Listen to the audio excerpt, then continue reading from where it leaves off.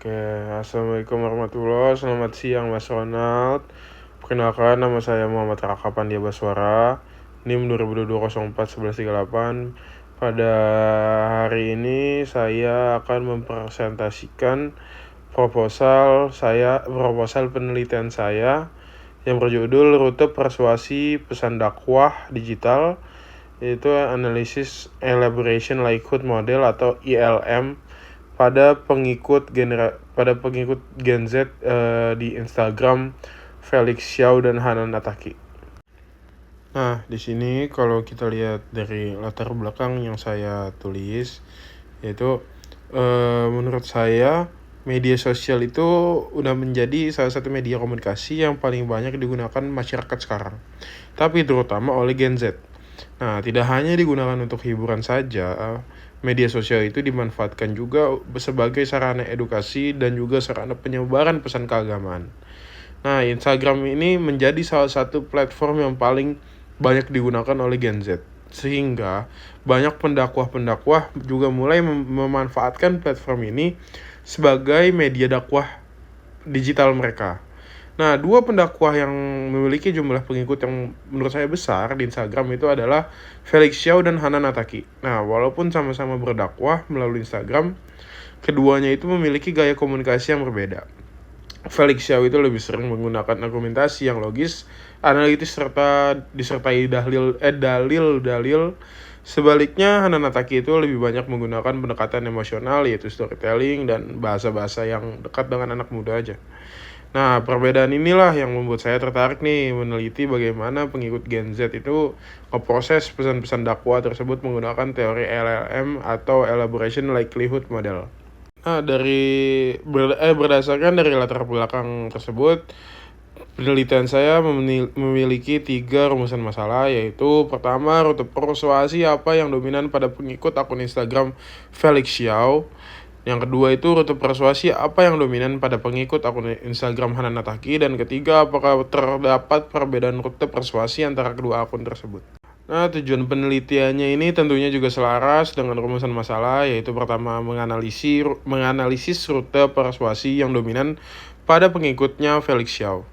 Dan kedua, menganalisis rute persuasi yang dominan pada pengikutnya Hanan Ataki. Dan ketiga, mengetahui apakah terdapat perbedaan rute persuasi antara kedua akun tersebut. Nah, di sini di bagian metodologi penelitian saya ini menggunakan paradigma positivisme dengan pendekatan kuantitatif.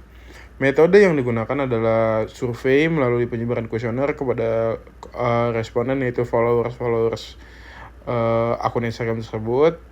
Terus populasi penelitian adalah pengikut akun Instagram Felix Xiao dan Hanan Ataki yang termasuk dalam kalangan Gen Z. Pendekatan kuantitatif dipilih karena penelitian ini ingin mengukur secara objektif hubungan antara rute persuasi dengan pembentukan sikap pengikut.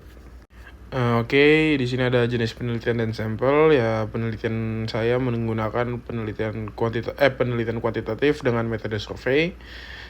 Teknik pengambilan sampelnya menggunakan proportive sampling karena responden dipilih berdasarkan kriteria tertentu aja yang sesuai dengan tujuan penelitian, yaitu berusia 17-27 tahun atau termasuk generasi Z, memiliki akun Instagram aktif, mengikuti akun Felix Xiao atau akunnya Hanan Ataki, serta mengkonsumsi konten-konten dakwah ya minimal 3 kali seminggu. Dan juga di sini jumlah sampel yang saya gunakan adalah 200 responden. Itu di split setengah-setengah, 100 pengikut Felix Xiao, 100 pengikut Hanan Ataki. Nah, dalam penelitian saya ini terdapat 2 sumber data, yaitu pertama adalah data primer yang saya peroleh melalui penyebaran kuesioner online menggunakan skala Likert. Terus kedua, data sekunder yang diperoleh melalui studi kepustakaan seperti buku, jurnal ilmiah, artikel, dan penelitian terdahulu yang berkaitan dengan komunikasi persuasi, media sosial, dan dakwah digital. Data yang saya peroleh nantinya akan diolah menggunakan aplikasi SPSS versi yang 23. Tahapan analisis juga dimulai dari uji validitas dan uji reliabilitas untuk memastikan nih instrumen penelitian layak digunakan atau tidak. Setelah itu dilakukan analisis deskriptif untuk menggambarkan karakteristik data. Selanjutnya digunakanlah analisis korelasi, regresi linear sederhana, koefisien determinasi, serta uji hipotetis untuk mengetahui hubungan dan pengaruh antar variabel penelitian. Nah, melalui penelitian saya ini, ya saya berharap dapat mengetahui bagaimana Gen Z memperoleh pesan dakwah digital melalui dua jalur persuasi dalam teori elemen, yaitu central route dan peripheral route. Nah, selain itu juga penelitian ini saya harap mampu menunjukkan apakah terdapat perbedaan efektivitas persuasi antara akun Felix Xiao dan Hananataki untuk membentuk sikap pengikutnya.